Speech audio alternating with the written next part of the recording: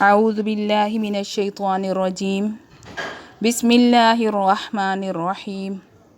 سورہ انفال۔ سورہ انفال کے 8 رکوع ہم مکمل کر چکے ہیں۔ آج رکوع نمبر 9 ہے۔ رکوع نمبر 9 غزوہ بدر کے ہی احکامات اس میں مذکور ہیں۔ جو احکامات ہم پہلے پڑھ چکے ہیں اسی کے کچھ ضمنی مسائل کا ذکر کیا گیا ہے۔ اس میں کچھ قیدیوں کے بارے میں اور دشمنوں کے ساتھ کس طرح کا معاملہ کرنا چاہیے وہ احکامات مذکور ہیں۔ ابھی ہم اس کو تفصیل سے دیکھتے ہیں۔ اللہ رب العزت نے فرمایا یا ایھا النبی، یا حرف ندا کے طور پر استعمال ہوتا ہے۔ النبی، اے نبی، حرز، اباریے۔ حرز امر کا صیغہ ہے۔ امر کا مطلب حکم دینا، آرڈر کا صیغہ ہے۔ اب اس میں حکم دیا گیا کہ آپ اباریے المؤمنین، مومنوں کو، علی القتال، جنگ پر، یعنی جہاں پر اللہ تعالیٰ نے نبی کریم صلی اللہ علیہ وسلم کو اس چیز کا حکم دے دیا کہ آپ ایمان والوں کو جنگ کے لیے اباریے، وہ ہر وقت جنگ کے لیے تیار رہیں۔ ان یکن، اگر ہوں، منکم، تم ایمان والوں میں سے، 20 صابرون، صبر کرنے والے، یغلبو، وہ غالب آئیں گے، 200 پر۔ وَإِن یکن، اور اگر ہوں، منکم، تم ایمان والوں میں سے، 100، یغلبو، وہ غالب آئیں گے، 1000 پر، من الذین، ان لوگوں پر، الذین، جنہوں نے، کفروا، کفر کیا، بِأَنَّهُمْ، یہ بتا رہے جو پیچھے بات گزر چکی کہ ان کا یہ غالب آنا اس سبب سے کہ وہ کافر، قوم، ایسی قوم ہے، لا، نہیں، یفقہون، وہ سمجھ رکھتے، عقل رکھتے۔ اب یہاں پر عرض، آپ آمادہ کیجئے، آپ اباریے مومنین کو قتال پر۔ 20، یہ عدد ہیں، جیسے ہم کاؤنٹنگ کہتے ہیں، 10، 20۔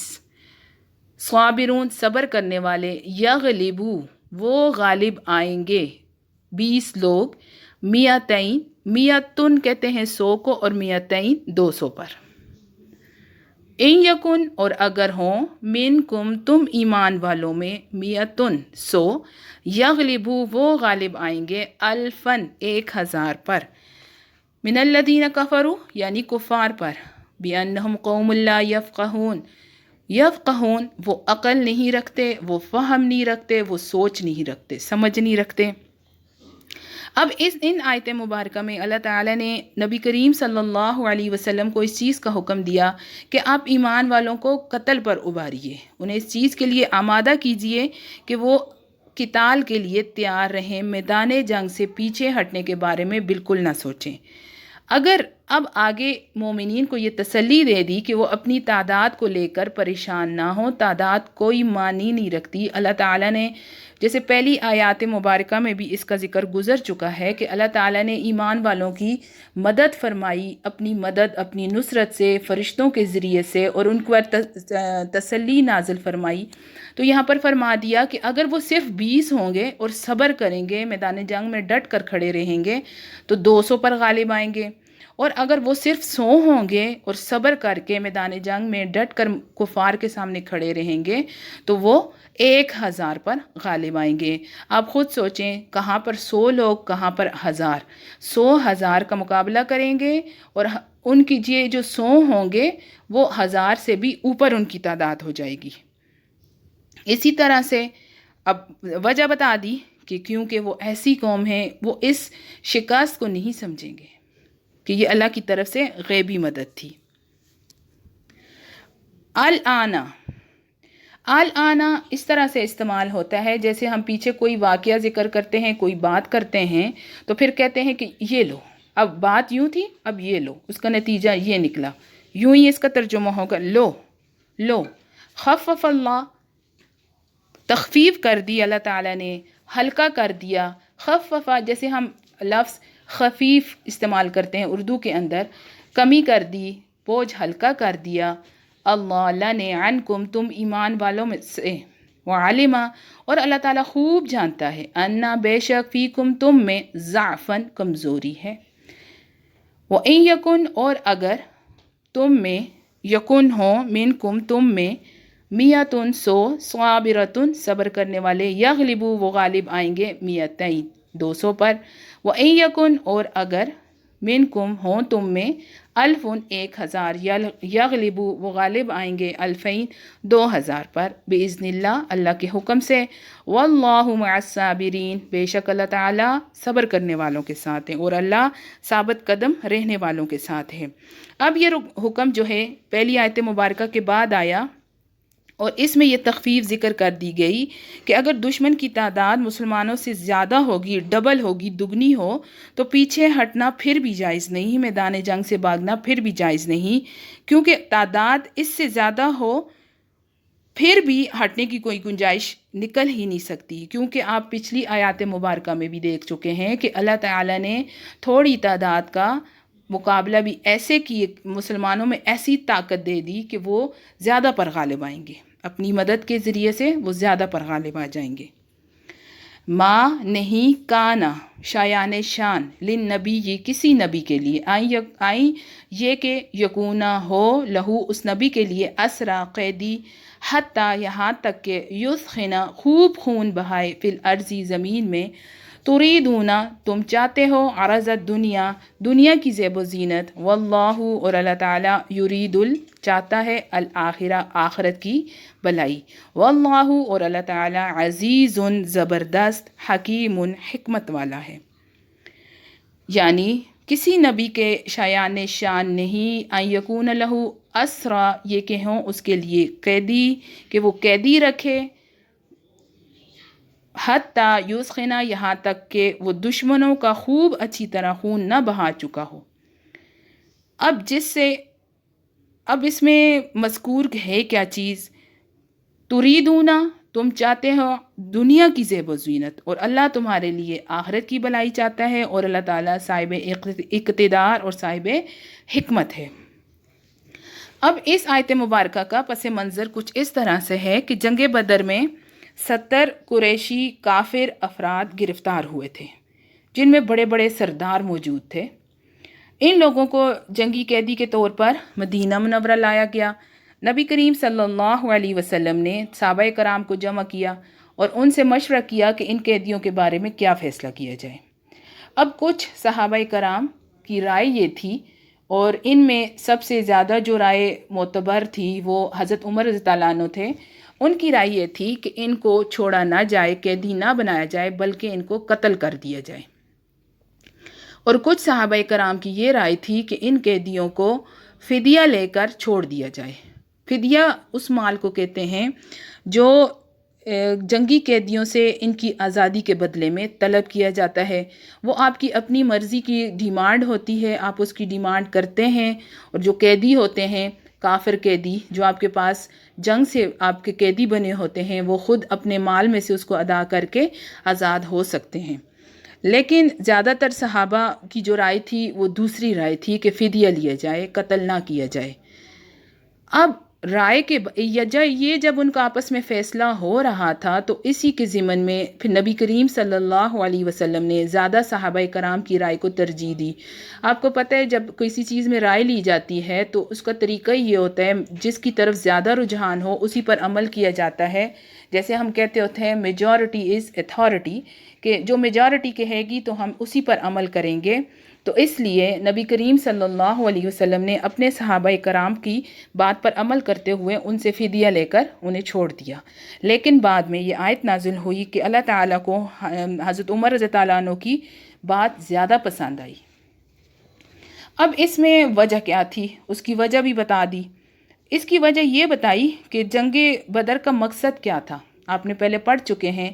مقصد یہ نہیں تھا کہ کفار سے مال لیا جائے، بلکہ مال کے ساتھ یہ تھا کہ ایک مرتبہ کفار کی طاقت اور ان کی شان و شوکت کا جو زور بنا ہوا ہے مکہ کے اندر، مدینہ کے اندر، وہ ٹوٹ جائے، ان کے دلوں میں رو پڑ جائے۔ کیونکہ آپ سب بھی جانتے ہیں کہ برسہ برس سے دین حق کو انہوں نے اپنا نشانہ بنایا ہوا تھا، مسلمانوں پر وحشیانہ ظلم کرتے تھے، اور اس غزوہ بدر کی وجہ سے اگر مسلمانوں کو فتح ہوتی ہے اور اگر وہ ان کو زیادہ ان کے جو سردار مارے جائیں گے تو آپ خود سوچیں اب اس قتل عام سے کیا ہوتا، مسلمانوں کا رعب کفار کے دل میں پکا بیٹھ جاتا، ان کے دل میں یہ رعب آ جاتا کہ یہ تو اب چھوڑیں گے نہیں، کسی صورت اپنے اسلام کو پھیلا کے چھوڑیں گے۔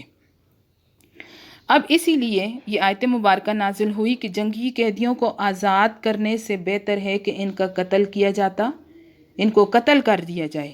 تو اس کے لیے ان کو فدیہ تو محض احسان کے طور پر ہے، اور آپ جانتے ہیں کہ کفار بھی بڑے مال و دولت میں بہت بڑے ہوئے لوگ تھے، وہ کسی وقت بھی اپنا مال دے کے تو خود کو آزاد کر سکتے تھے، لیکن بعد میں یہی ہوا کہ جب بھی جنگ ہوتی تھی تو جنگی قیدیوں سے جب تک اسلام پھیلا نہیں تو اس وقت تک ان کو قتل ہی کر دیا جاتا تھا، ان سے فدیہ بعد کے عرصے میں لیا ہے لیکن پہلے نہیں۔ اس لیے پھر نبی کریم صلی اللہ علیہ وسلم پر یہ آیات مبارکہ نازل ہوئیں کہ اللہ تعالیٰ کے نزدیک پسندیدہ عمل ان کو قتل کرنا ہے، خوب خون بہانا ہے، کیونکہ فدیہ لینا اس وقت ٹھیک نہیں تھا۔ لولا اگر نہ ہو، کتاب لکھا ہوا، من اللہ اللہ کی طرف سے، حکم، اگر اللہ کی طرف سے ایک لکھا ہوا حکم سبق پہلے نہ آ چکا ہوتا، لمسکم تو پہنچتا تم کو، لمسکم تو پہنچتا تم کو، فیما اس میں جو اخذتم تم نے اختیار کیا، عذاب عظیم ایک بہت بڑا عذاب۔ اب اس آیت مبارکہ کا مفہوم کچھ اس طرح سے ہے کہ اللہ کی طرف سے ایک لکھا ہوا حکم اگر پہلے سے نہ آ چکا ہوتا تو اللہ کی طرف سے تو جو راستہ تم نے اختیار کیا اس کی وجہ سے تم پر کوئی بہت بڑی سزا آ جاتی۔ اب اس آیت مبارکہ کا ذکر آیت نمبر 33 جو گزر چکی ہے کہ جب تک حضرت صلی اللہ علیہ وسلم کفار کے درمیان موجود ہیں اللہ تعالیٰ عذاب نہیں لے کر آئیں گے۔ یہ آیت مبارکہ اس آیت مبارکہ سے ملتی جلتی ہے، اس کا ربط وہاں سے ہے۔ اب بعض مفسرین نے اس کے یہ معنی بھی کیے ہیں کہ وہ قیدیوں میں سے کچھ حضرات ایسے بھی تھے، کچھ کفار ایسے تھے جن کا مسلمان ہو جانا اللہ تعالیٰ نے ان کے مقدر میں لکھا ہوا تھا۔ یہ ان کے اللہ رب العزت کو یہ چیز معلوم تھی کہ جو آپ نے قیدی بنائے ہیں ان میں سے کچھ ایسے ہیں جو بعد میں مسلمان ہوں گے، اس لیے آپ ان قیدیوں کو فدیہ دے کر آزاد نہ کرتے، قیدی ہی رہنے دیتے۔ اگر قتل نہیں کرنا یا تو قیدی ہی رہنے دیتے۔ دو معنی اس کے آتے ہیں، ایک تو یہ اس آیت مبارکہ کا کہ ہو سکتا ہے کہ اس کا اگر آپ قیدیوں کو اپنے پاس رکھتے تو وہ مسلمان ہو جاتے، جس سے اسلام کو بہت طاقت ملتی۔ اور دوسرا اس کا معنی کچھ مفسرین نے، تفسیر کرنے والوں نے یہ بھی کیا ہے کہ اس کا ربط آیت نمبر 33 سے ہے کہ اگر اللہ تعالیٰ کی طرف سے عذاب نہ لانا جب تک نبی کریم صلی اللہ علیہ وسلم کفار کے درمیان مکہ میں موجود ہیں لکھ دیا گیا ہے، جب تک نبی موجود ہے کسی قوم پر عذاب نہیں آئے گا، ورنہ تمہارے گناہوں کی سبب اللہ تعالیٰ تمہیں بہت سخت عذاب دیتے۔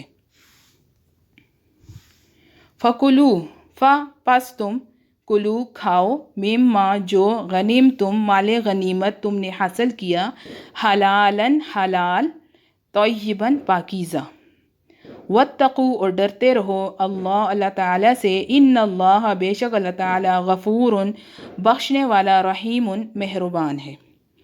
لہٰذا اب جو تم نے مال غنیمت حاصل کیا اسے پاکیزہ حلال مال کے طور پر کھاؤ اور اللہ سے ڈرتے رہو، بے شک اللہ تعالیٰ بخشنے والا، رحم فرمانے والا ہے۔ اب یہاں پر اللہ تعالیٰ نے اپنی جو قیدیوں کے بارے میں معاملہ تھا اس میں اپنی بے شک اس فیصلے کو پسند اللہ رب العزت نے نہیں کیا کہ آپ نے ان کو آزاد کر دیا، قتل کرنے کو ان کو اس فیصلے کو پسند کیا تھا، لیکن پھر بھی اللہ تعالیٰ نے یہاں پر مسلمانوں کی عام معافی کا اعلان فرما دیا۔ کس طرح سے کہ فکلو پس تم کھاؤ، جو مال غنیمت تم لے چکے ہو، جو مال فدیہ آپ حاصل کر چکے ہیں اس کو آپ حلال اور پاکیزہ سمجھتے ہوئے کھائیں، اور یہ بہت بڑی کامیابی ہے مومنین کے لیے، ٹھیک ہے۔ اب نبی کریم صلی اللہ علیہ وسلم تو ان تمام امور سے پاک ہیں، ان کے فیصلے تو اس کے لیے تو ہم لوگ کبھی کہہ ہی نہیں سکتے کہ ان کا فیصلہ ٹھیک نہیں، نعوذ باللہ، کیونکہ میں نے آپ کو ابھی بتایا کہ صحابہ کرام کے مشورے پر نبی کریم صلی اللہ علیہ وسلم نے ان کی رائے کو معتبر کرتے ہوئے اس کے مطابق فیصلہ فرمایا تھا، تو اللہ رب العزت نے اپنے مقرب جو صحابہ کرام تھے ان کو بھی معافی کا اعلان کر دیا اور فرمایا کہ جو مال غنیمت جو مال فدیہ تم حاصل کر چکے ہو اس کو اپنے استعمال میں ایسے ہی لاؤ کہ وہ حلال اور پاکیزہ ہے، اور اللہ تعالیٰ سے ڈرتے رہو، بے شک اللہ تعالیٰ غفور الرحیم ہے۔ امید کرتی ہوں آج کا سبق آپ کو اچھے طریقے سے سمجھ آیا ہوگا۔ اللہ تعالیٰ سے دعا ہے کہ اللہ تعالیٰ ہمیں اس علم کو اچھے طور پر سیکھنے کی، سمجھنے کی توفیق عطا فرمائے۔ اللہم انی اسألک علما نافعا ورزقا طیبا وعملا متقبلا، آمین یا رب العالمین۔ السلام علیکم ورحمۃ اللہ وبرکاتہ۔